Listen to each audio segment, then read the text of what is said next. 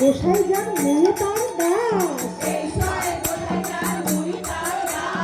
এই ছয় গোসাই যার মেয়ে তার দাস, দাস পদ পদরে নুমুর পঞ্চদাস, এই ছয় গোসাই যাবে করুণা করিবে, এই ছয় গোসাই যাবে করুণা করিবে, রাধা গোবিন্দ সেবা অবশ্যই নিবে।